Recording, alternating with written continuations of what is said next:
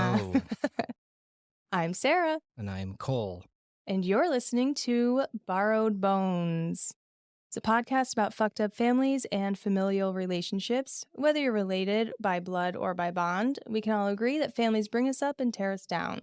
We're here to dust off those skeletons and take a closer look at what we hide away. Woohoo. One day I'll have that memorized. Today's not that day. Anyway, this is our second episode. Yay! Yay. But- Sophomore slump, hopefully not. Yeah. But yeah, I'm excited that we're doing this episode. We just published our first one. And so we're looking at being about 2 to 3 weeks behind. So if we talk about any current events or anything like that, we're about, like I said, 2 to 3 weeks, maybe a month.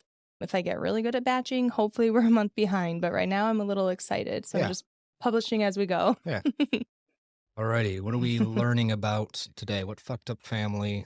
Yeah, today we are learning about the Karpis-Barker gang, kind of run by Ma Barker. Ma Barker. Okay. Yeah.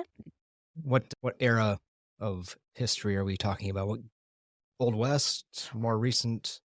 A little in Public between. Enemies? Yeah, so it's Old West-ish and a little bit more modern than the Hatfields and McCoys, but we kind of start in the latter time of the Hatfields and McCoys, like late 1800s into the 1930s. Okay, 1930s. That's all right. Yeah, Gotcha. where we're vibing with right here. So I'm going to start with Ma Barker. She was born as Arizona or Arizone with an E at the end. Not really sure which one, but she was born as Arizone Ari Donnie Clark. Her nickname was Ari. She was born in 1874 in Missouri. Oh, home of James gang. The Jameses, the Youngers, the Daltons. Missouri's the hotbed state of outlaws. I was curious because a lot of this kind of overlaps, and I do think that the gang, like her sons, were very inspired by the Old West. You can kind of see a lot of that overlapping. Jesse James, Younger. So the Jameses and the Youngers started in Missouri right as the Civil War ended, right after their first... It's like 1860s. Yeah, the first robbery by the James Younger gang was February of 1866. So, and they were all ex-Confederate guerrillas that kind of, parlayed that. And Missouri, I think, because it was kind of on the, it was the gateway to the West.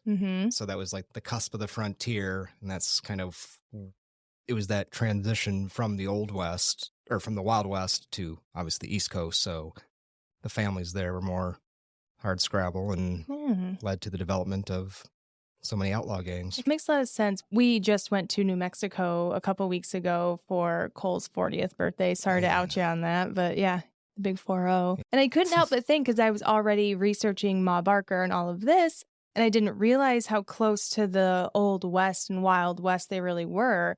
Seeing all the Billy the Kid stuff and everything made me think, wow, this pretty much overlaps quite a bit. So I do think that her sons were...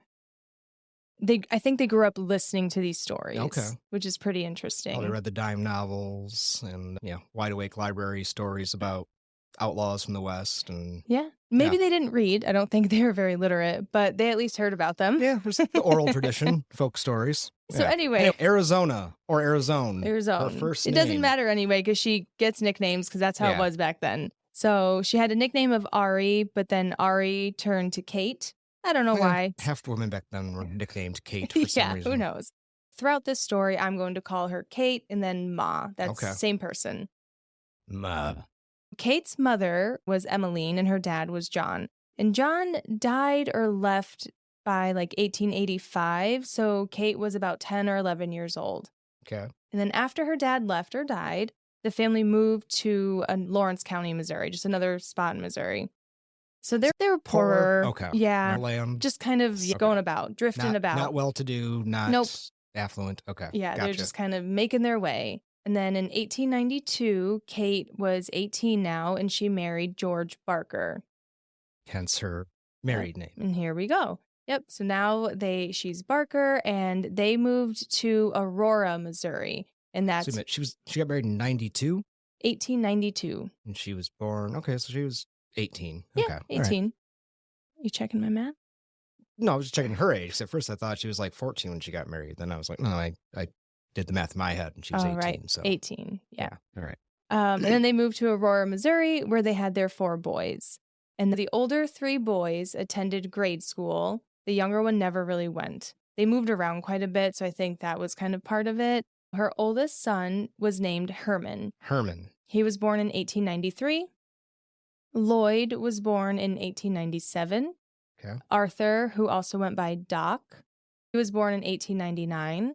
And Fred, the youngest and the biggest mama's boy, was born in 1901. Who was the baby? Mm-hmm. Fred.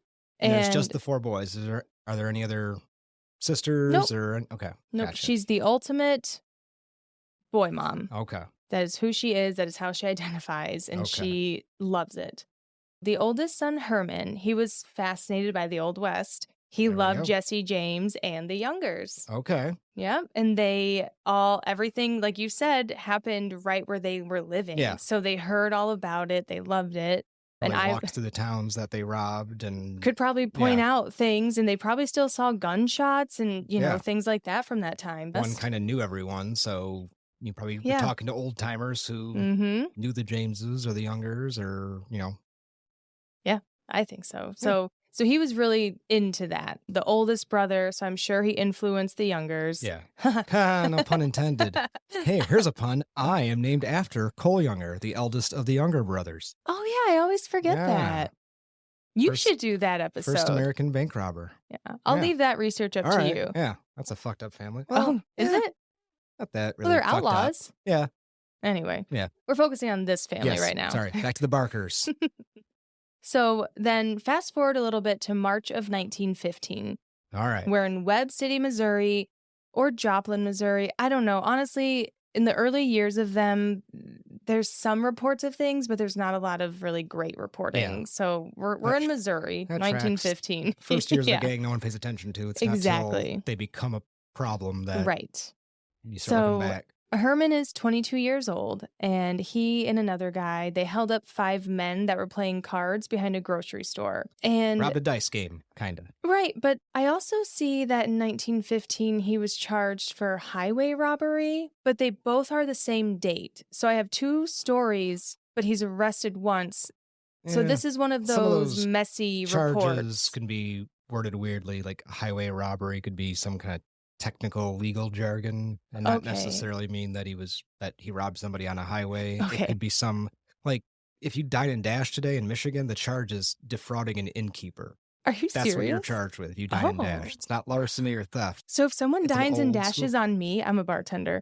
And dine and dash on me. They get charged, the charge they would face is defrauding an innkeeper. Because the law was written in like 1837 or something. Oh, I love that. Yeah. I don't ever want that to change. Yeah. So, so he robbed someone for some money on that day in March of 1915, and he was arrested. However, he was released because there just wasn't enough evidence to hold him. All right. Kate, the mom, George, the dad, they did not value traditional education, really. They were more of the religious type.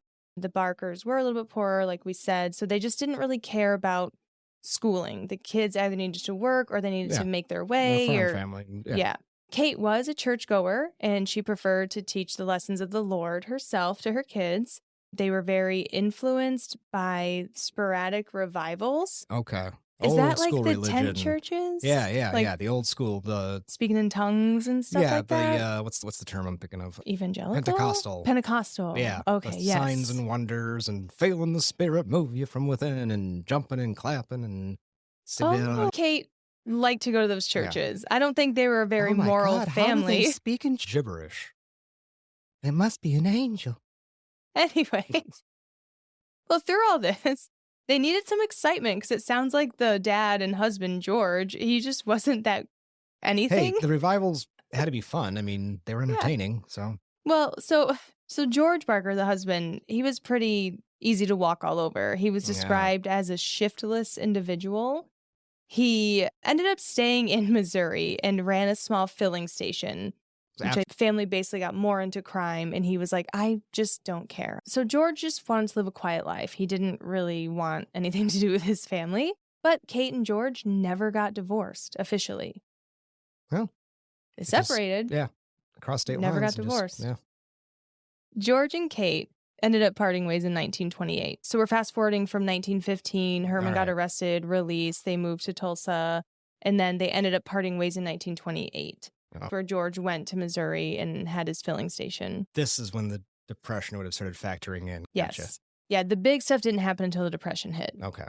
But they're just kind of a criminal family already. In 1928, when George and Kate parted ways, it was the same year that their sons all received prison sentences. Oh, all 4 in the same year? Yes. For running with some gang? Yep. Okay. All for like different things, little petty stuff at this point. The boys just started out small, burglaries, and then there was like a car theft at one point that they did, but nothing violent or anything like that yet. Arthur or Doc. That's the third one. Yes. Yes. And Fred, the youngest, ended up joining juvenile criminals known as the Central Park Gang in Oklahoma. Oh. So that's how they sort of got their start. Not to be confused with Central Park, New York City. Exactly. I know. That's what I thought too. That could be confusing. Yeah.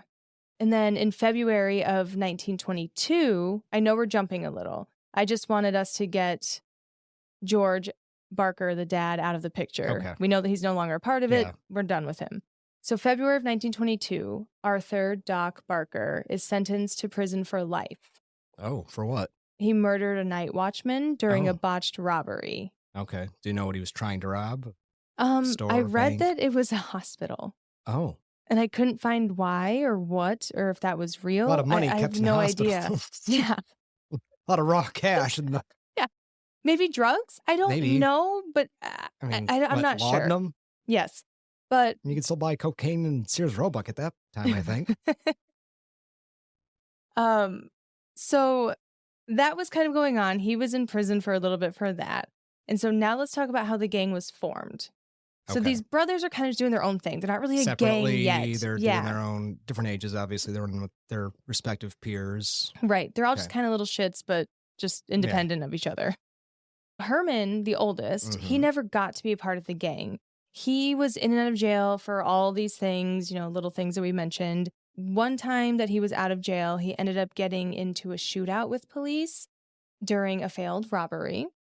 And Herman shot a police officer in the mouth, and then he turned the gun on himself.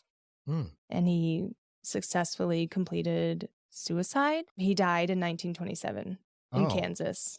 So there's really only like the 3 brothers that are like really in the gang because the one died. Well, let's talk about Lloyd now. That's number 2. Lloyd is number 2. He was also never number 1. Yep, but he was also never part of the gang. Oh. The gang didn't really start until, like I said, like the super early 30s. Okay. And so Lloyd was in 1932. He began a 25-year sentence for mail robbery. Okay. What is mail robbery? Like, how do you get a 25-year prison sentence for mail robbery? Often, so this is a little bit later, but in the 1880s, when stagecoaches were robbed, they were often carrying mail. The mail would be robbed because people would send money and trinkets, valuables. But because it was interstate travel, just like today, like if you robbed a postman, that's a much more serious crime than if you robbed a pizza delivery guy. Okay. So they pretty much threw the book at him then. Yeah. They're like, F you, don't do that, bad. Okay, that makes sense. But he wasn't released until 1947. And then 2 years after his release, he was shot and killed by his wife. Nice. So he missed the whole lockup. And then he died in 1949, and that was it. All right. So there's that. So we have the 2 Arthur brothers. and Fred. Yes. All right. So Fred Barker, the youngest brother, he was in jail in 1927 for something stupid. And this is where he meets Alvin Creepy Karpis. Okay. He's known as Creepy due to his menacing smile. How do you spell his last name? Karpis. All you're going to do when you look him up is just find his mugshots. Yeah, well. He's not unattractive. Looks like every guy's mugshot from this era. The slick back hair and everything. Just looks like every guy that was arrested in the 20s I'll and 30s. post it. I'll post it on my Blue Sky account. Okay. Borrowed Bones at Blue Sky Social. Thank you. So Fred and Alvin Karpis, they ended up being released around the same time, and then they ended up going right back into crime. They both got caught again when they were stealing jewelry together. How are they so bad? Like, you think, Yeah. I always think back to like how easy it must have been in relation to the surveillance state we currently live in, where everything, you just assume there's a camera everywhere and everything you do.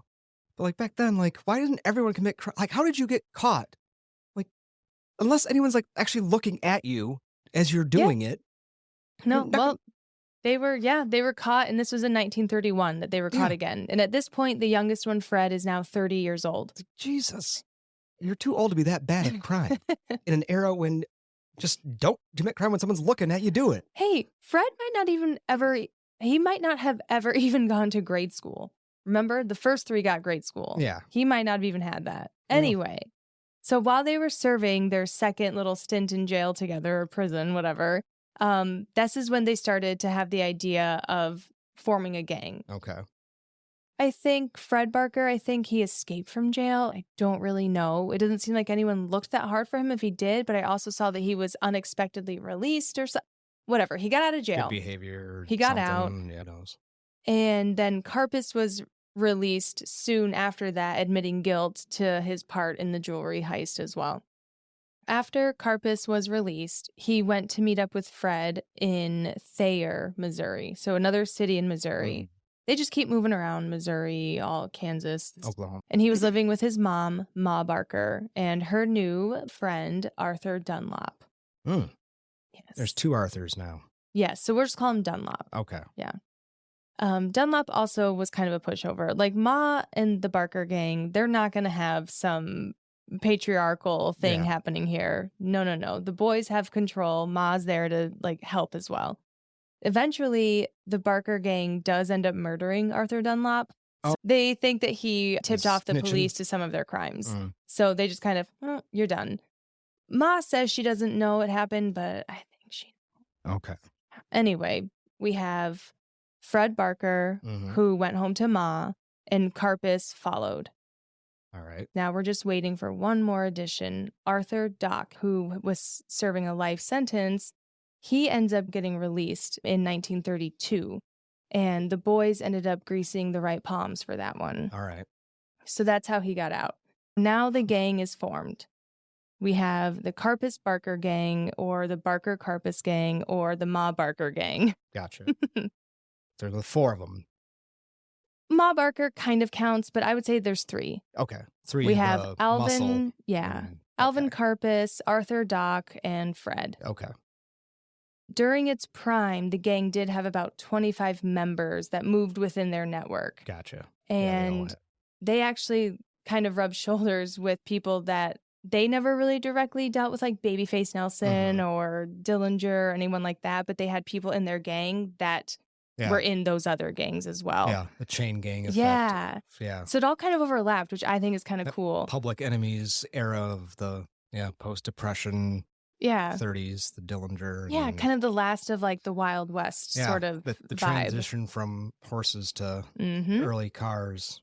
So the Barker gang, they mainly did bank robberies, as was in fashion at the time, especially in the early 30s with the Depression. Their first murder, it was the middle of the night when Fred, Karpis, and another gang member, they were all driving around Randolph County, Arkansas. They were just looking for places to rob.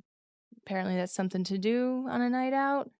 And they ended up stopping, so they had to go to the bathroom. And the chief of police at the time, Manly Jackson, he was acting as a night marshal. Is Manly? Yep, Manly Jackson. Manly Jackson. It's the manliest name ever. Manly Jackson? Yes. He was acting as the night marshal, and he began writing down the license plate number of their vehicle because it looked suspicious. This is when he was kidnapped by the gang. Manly was forced by Fred at gunpoint to get into the car. He was then driven to a nearby quarry, and then he was shot 4 times and killed.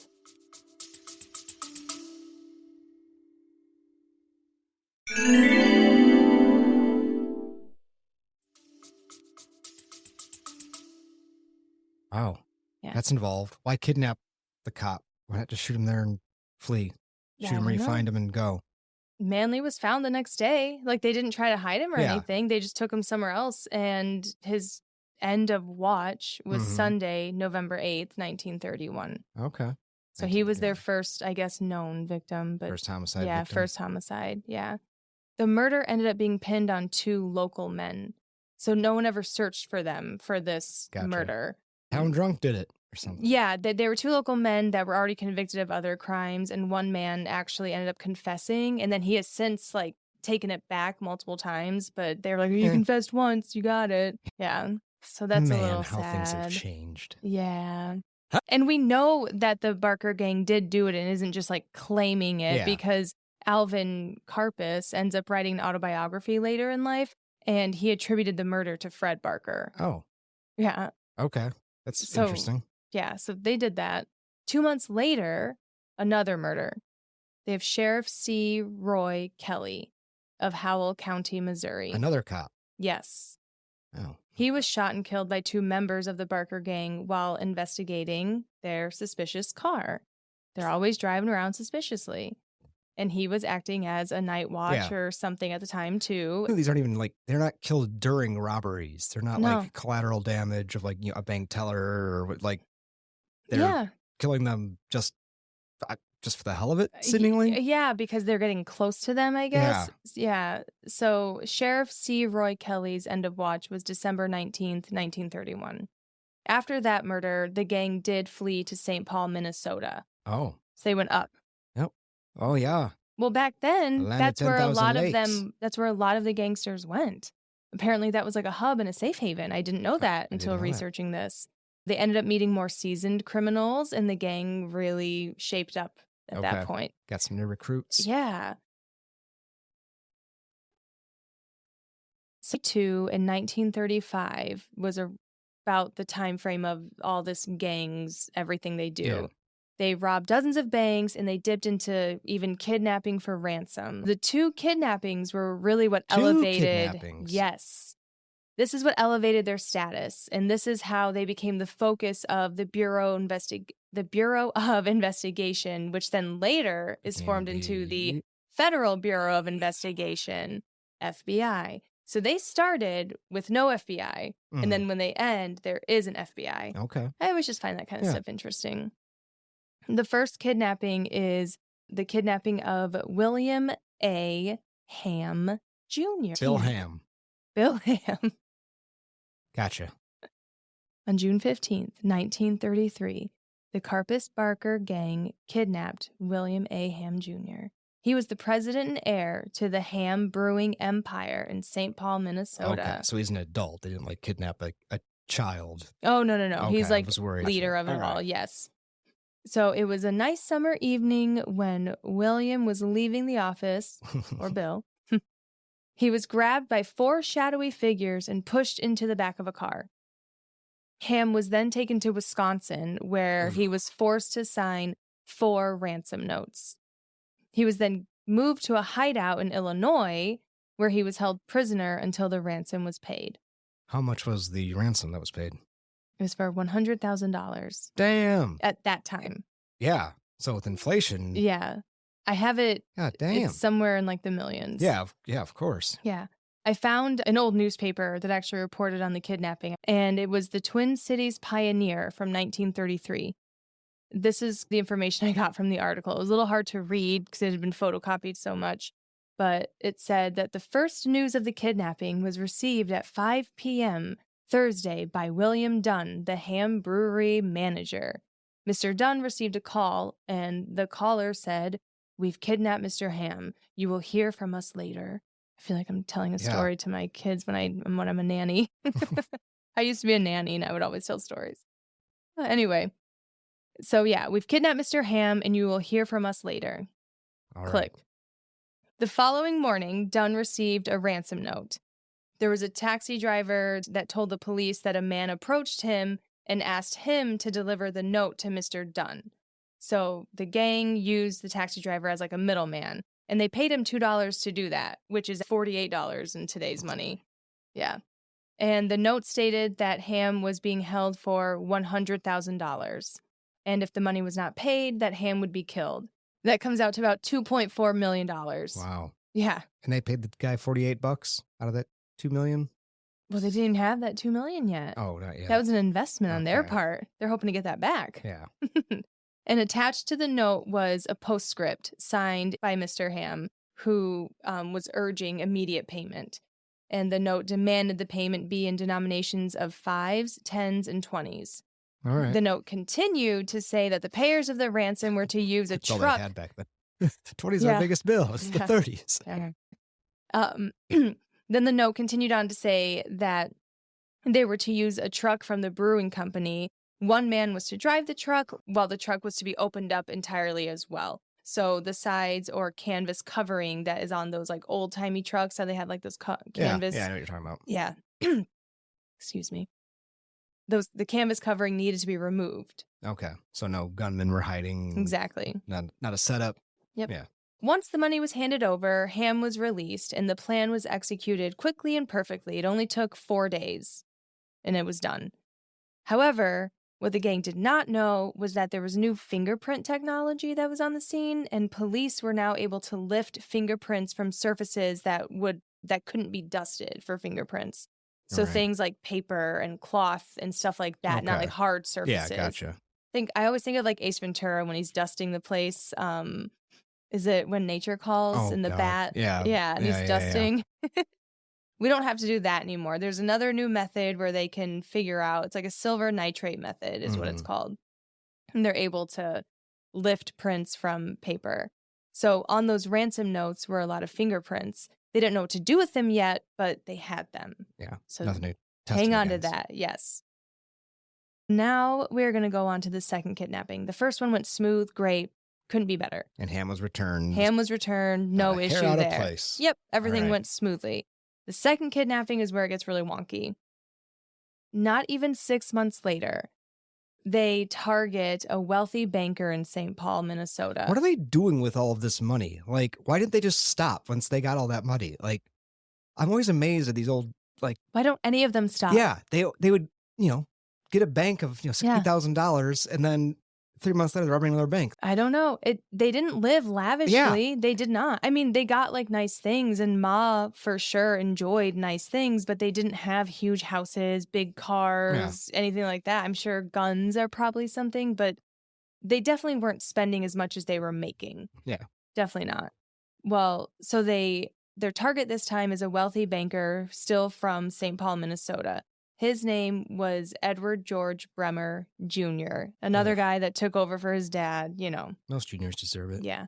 Honestly, I don't really feel that bad for them. I'm just going to say it. I don't. They're not hurt. Well, Edward does get a little hurt. Like, violence is never the answer, whatever. Sometimes it is. But I understand. I kind of understand where the vigilante fantasizing ideation of it comes from. Like, I'm kind of romanticizing it right now.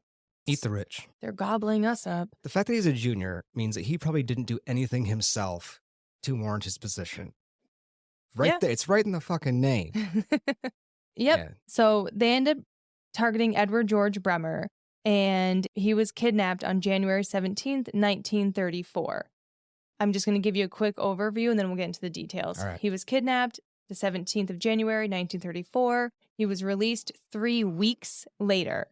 Not 4 days, 3 weeks later. That's a lengthy, unlawful imprisonment. Yes, and this was after the gang finally received the $200,000 ransom they demanded. That's around $4.6 million in today's money. Yeah. And this guy was just a banker. He didn't have the Ham's beer fortune. Yeah. Okay. I think the family had other things too, so, whatever. But they had the money to give. They did. Yeah. The second kidnapping was written about in pretty great detail by John Edgar Hoover himself. Oh. Speaking as the FBI director. Mm-hmm. He wrote a 125-page summary for the Department of Justice. I'm not going to read it all. I combed through it and I got the big stuff out. Don't worry. Hoover, I think he cared about this second kidnapping, the Bremer one, because this is ultimately what brought down the Barker gang, is this kidnapping right here. It's kind of wild. All right. It starts with Bremer, who takes his daughter to school. He takes her to school every single day, so he has a routine that the Barkers end up picking up on.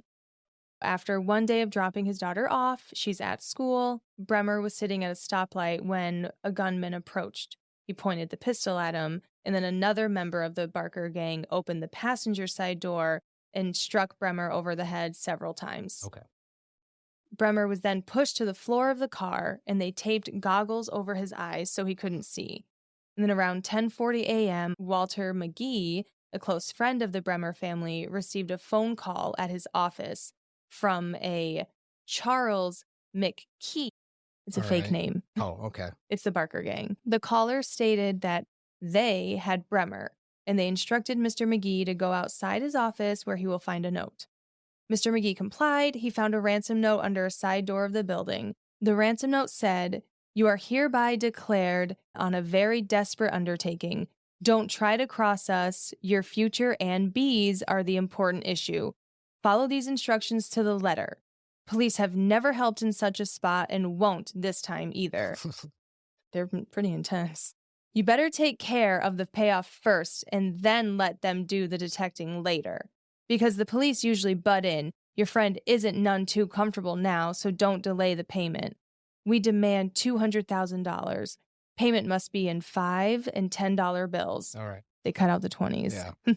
"No new money. No consecutive numbers. Large variety of issues." Just period. "Place the money in 2 large soup box cartons, big enough to hold the full amount, and tie with heavy cord. No contact will be made until you notify us that you are ready to pay as we direct. You place an ad in the Minneapolis Tribune as soon as you have the money ready." So they want them to place an ad. Gotcha. Under the personal column, "We are ready, Alice." "You will then receive your final instructions. Be prepared to leave at a minute's notice to make the payoff. Don't attempt to stall or outsmart us. Don't try to bargain. Don't plead poverty. We know how much they have in their banks. Don't try to communicate with us. We'll do the directing. Threats are not necessary. You just do your part. We guarantee to do ours." And then they had Bremer write, "Mr. McGee, I have named you as my payoff man. You are responsible for my safety. I am responsible for the full amount of the money. Signed, E.G. Bremer." All right. So naturally, Walter immediately called the police. They said millions of times not to call the police, and then he calls them. So he kind of just fumbles in the beginning. The police, after being called, did what they were supposed to do. They investigated, and they ended up finding Bremer's car right where the kidnapping occurred. Okay.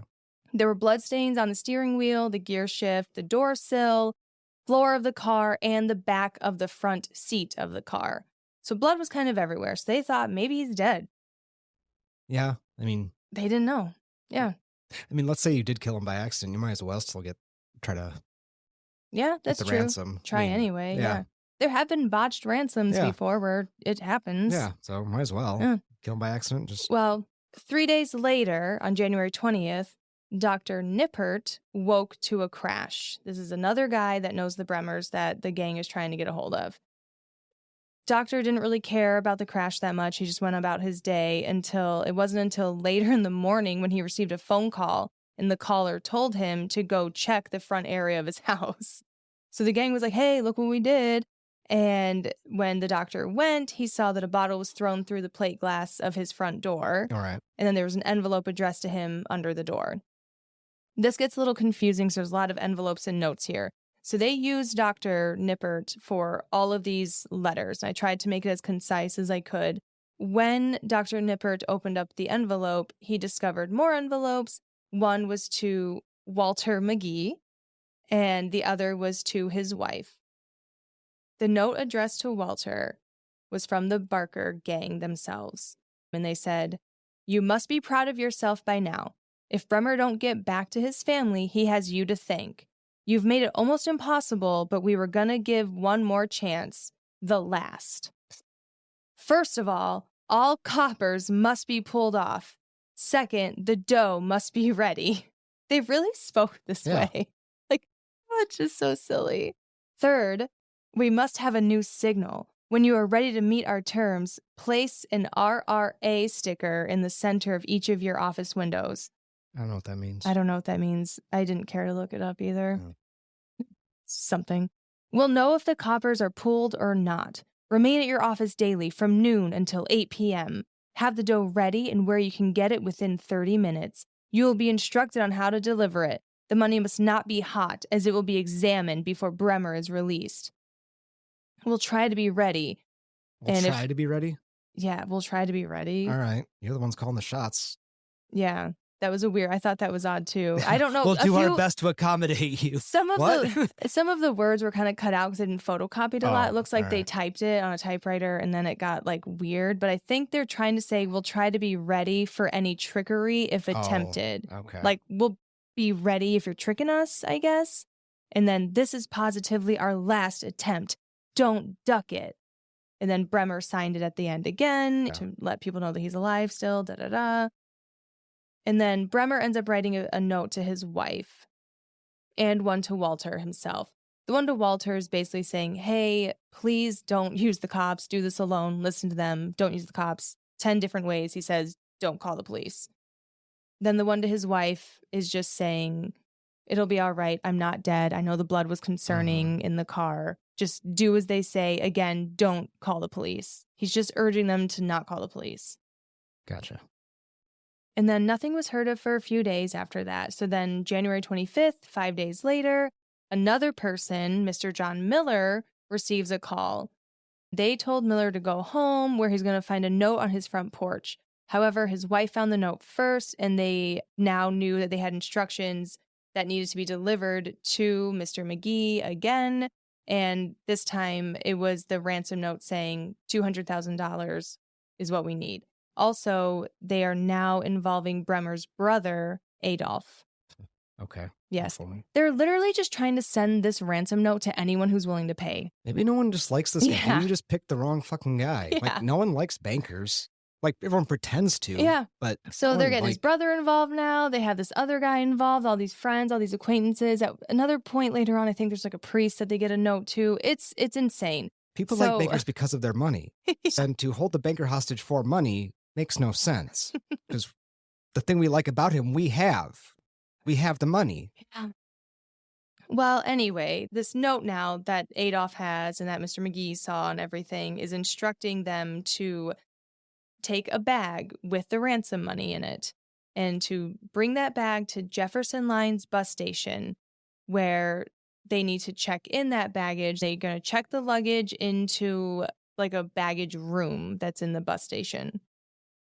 Then, upon leaving, they would find a handbag at the station with more instructions for them. And the handbag was not to be opened until 8:20 p.m. That's specific. Yeah, it's a very specific time. Walter McGee followed the instructions. He found a black zipper handbag after he got rid of the other bag. The black zipper handbag also had a pillow with a note. The note said that Mr. McGee was to use a fake name and to board a bus leaving St. Paul at 8:40 p.m. to Iowa. Now he's on his way to Iowa. Thinking that this is it, he left his bag at the station. Now he's going to go maybe see Bremer in Iowa or something. Who knows? He's not sure.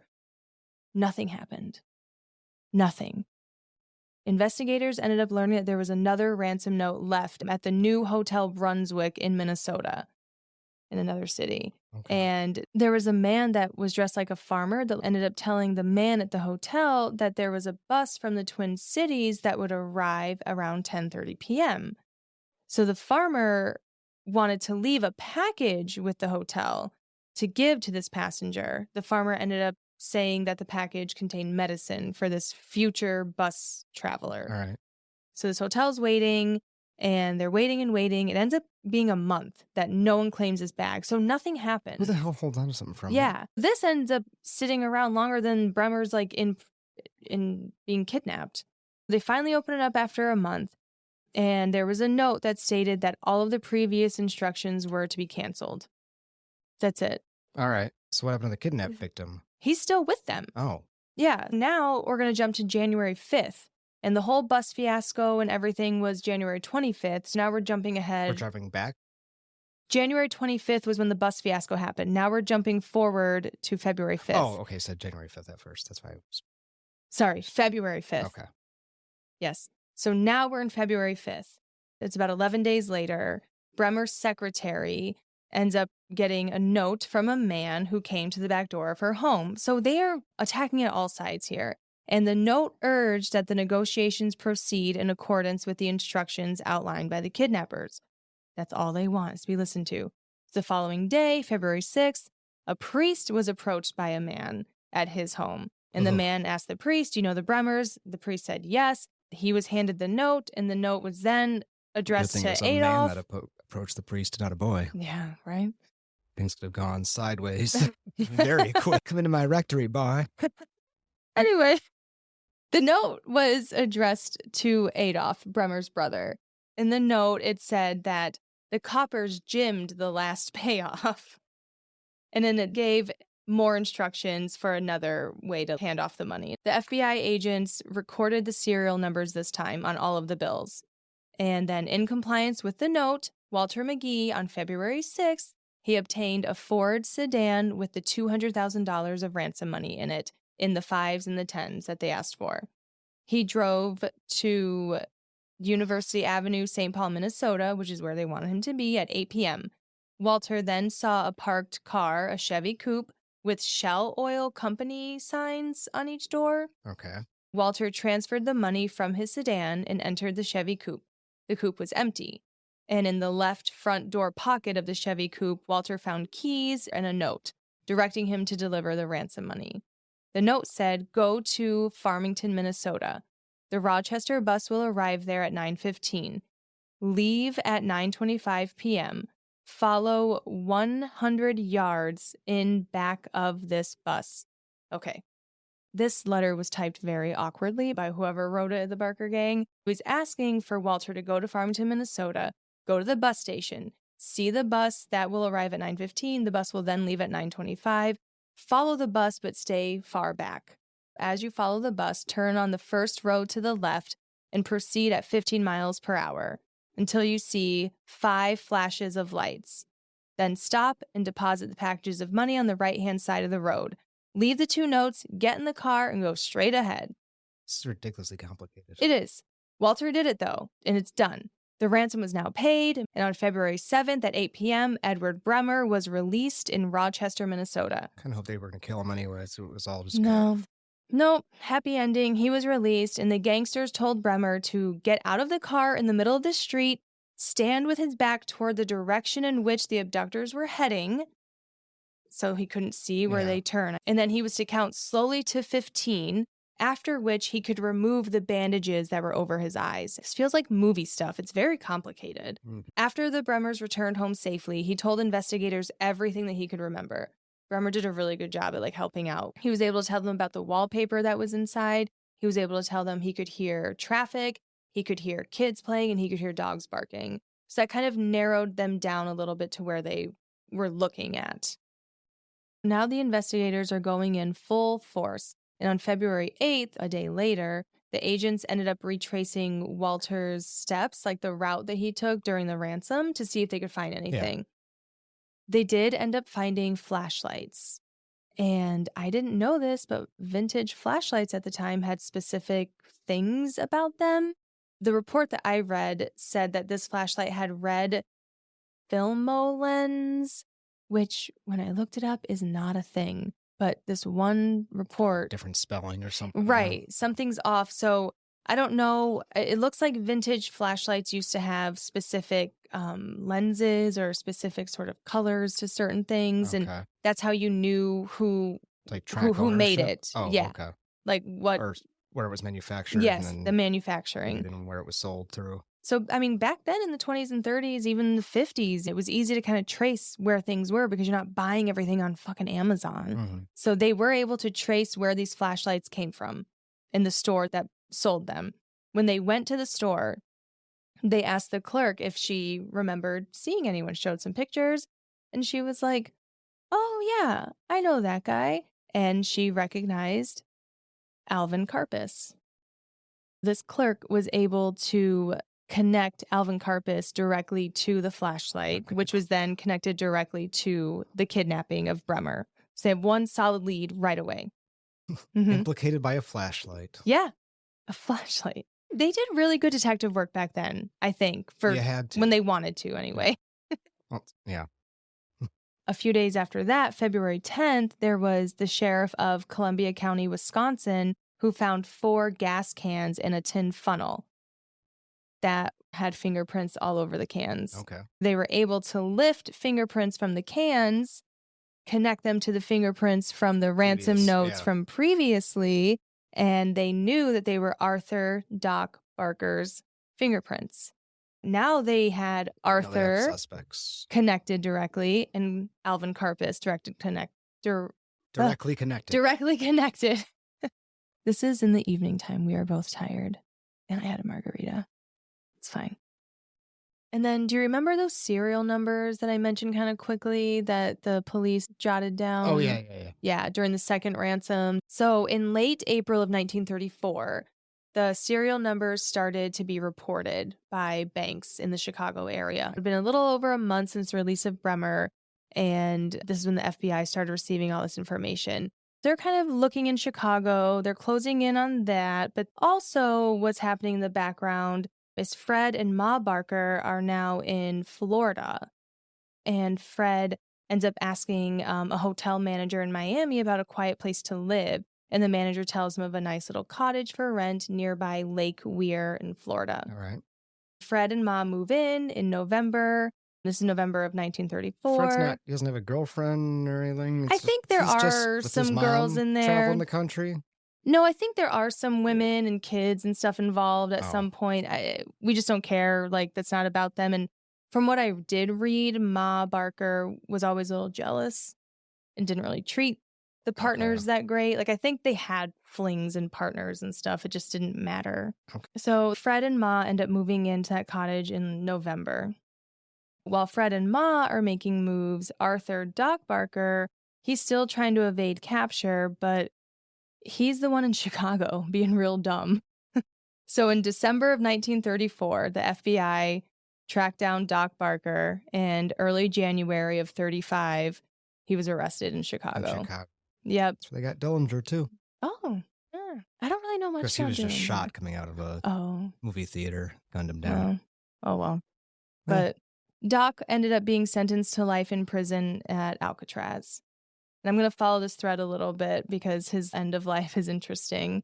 While he was in Alcatraz, Doc was known as one of the worst troublemakers and agitators ever to be had on the Rock. Oh, wow. Yeah. That's saying a lot. Yeah, I know. That's really impressive. Yeah.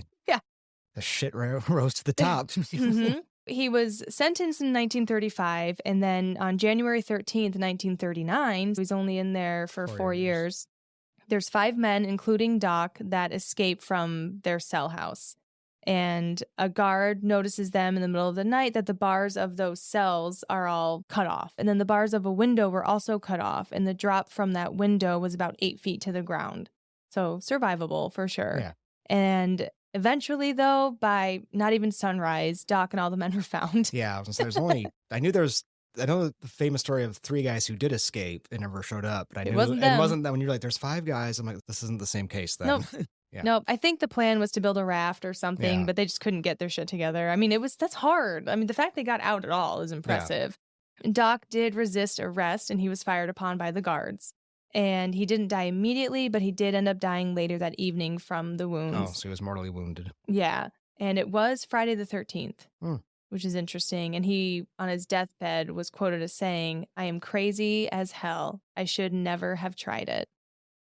Those are pretty good last words. Was he referring to the escape attempt specifically? Right. I don't know. Or is the whole life of crime? Or just I'm guessing the escape attempt, but I like to think the whole life of crime. Okay. So that's what's going on. Down to 1. Mm-hmm. Well, I guess the other one, there's 2 alive, but 1's in jail already. Yeah. There's 2 more Barker gang members, the 3 core. We still have Alvin. Yeah, I was thinking of the brothers, but the ones, yeah. 3 days later, after Doc's death, January 16th, a team of agents surrounded Fred and Ma Barker's cottage in Lake Weir. Wait a minute. After Doc's death or arrest? Sorry, not death. Arrest. Okay. Oh, man. It's a struggle today. Y'all, we came from vacation and I'm not ready to be back yet, but here we are. Anyway, January 16, 1935, 3 days after Doc's arrest, a team of agents surrounded Fred and Ma Barker's cottage in Lake Weir, and they found the hideout. They discovered where the hideout was when they were arresting another member of the gang. They went into his apartment and they found a map of Florida with Lake Weir circled. So they're like, I think we should go look there. Yeah. So they went there. Yeah. So they surrounded the cottage around 5 a.m., and the agents demanded the Barkers surrender. Fred and Ma are the only ones inside the cottage. Mm-hmm. They said, hey, surrender. They waited 15 minutes, no response. They called out again, waited 15 minutes, no response. Called out yet again, waited 15 minutes, still nothing. So naturally, the agents throw tear gas into the house. Mm-hmm. And this is when someone from inside the house yelled, all right, go ahead. Then a machine gun fire blasted out of the upstairs window. Okay. Machine guns. There's a lot of machine guns during this time. Why don't we see them more? Well, there was a ban. Don't take my guns. Yeah. What do you mean a ban? There was this is decades later, but Clinton signed a machine gun ban that was effective. It had to be Clinton oh my God. Anyway. They did, bring machine guns back. There was a ban, there was something done against Tommy guns specifically because they were like viewed as like the gun of the bank robber. You'll never of the take era. me alive, coppers. With the rounds, those are intense as hell. Those are great. Two-handed with the round ammo drum. Yeah, those have been so easy a girl can use it. That's what I want. Yeah. Anyway, bring it back. Bring it back. There's plenty of machine guns. We just call them assault rifles now. An assault rifle is a machine gun. I don't care. I want the Tommy gun. Anyway. Yeah. When they hear someone yell, all right, go ahead. Machine gun starts blasting. Now, all the shooting lasts for about an hour, and by 10:30 a.m., all the firing had stopped. Both Ma and Fred Barker were dead. Oh. Ma Barker was 61 or 62 years old at the time, and Fred was 34 years old. Now, after the shootout at Lake Weir, there was a bit of controversy. A woman was shot and killed by the FBI. How horrible of that happening. So yeah, it's not going to be the last time. Well, at the time in the 30s, people still cared about chivalry and being whatever. So to cover up this little FBI snafu, J. Edgar Hoover made Ma Barker out to be more than she was. She's got to paint her as the villain, the ogress. There's a reason that I killed a woman, you know? So he made it seem like she was the criminal mastermind and that she was the one planning everything and that she was directly involved in the kidnappings and the murders and the robberies and she did all this stuff when that just was not the case. Mm-hmm. We know this. Like again, ultimate boy mom. She sheltered them, allowed them to be whatever they wanted, looked the other way, turned the cheek, took the money. Mm-hmm. Even Alvin Karpis, in his autobiography that he does later, he says that Kate Barker was gullible, easily led, simple, and generally law-abiding. The idea that she was the mastermind was the most ridiculous story in all of crime. He was like, no, it's bullshit. That's not the truth. She was a dumb old lady. Now, the other big old fish was Alvin Karpis. He was the last of the big ones of the Barker gang to get. And in April of 1936, a Tennessee senator complained about Director J. Edgar Hoover when Hoover was asking for more funds. The senator said to Hoover, after he asked for funds, how many arrests have you made? Yeah. So this, because Hoover is never one to have a big ego, of course. He vowed J. Edgar was never wrong about anything ever. In his mind. He vowed to himself to be a part of the next big one, because that's good. Was this a photo op? Did they bring him in for some arrest and have a photo taken an hour after the guy was taken into custody? Did they do that? Later that month, he ended up getting his shot. The FBI heard word that Karpis was hiding out in New Orleans. Hoover flew in that night. He joined the raiding team. They were staking out Karpis' apartment, and then the following day, Karpis and two others got into a car and Hoover and his men closed in. Hoover directed that Karpis be cuffed. Why wouldn't you want to cuff this person yourself? A germaphobe, too. He was a very meticulous, neat person. Not like physically to be around dirt. Gross. He was fastidious. It turns out that no one could cuff him anyway because no one thought to bring handcuffs. They ended up using one of the agent's neckties. Oh, my God. Yeah.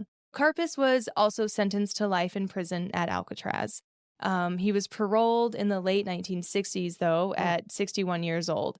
And he was the longest-serving inmate of Alcatraz. Oh. Yeah. He died in 1979 at the age of 72. Old even. No, by today's...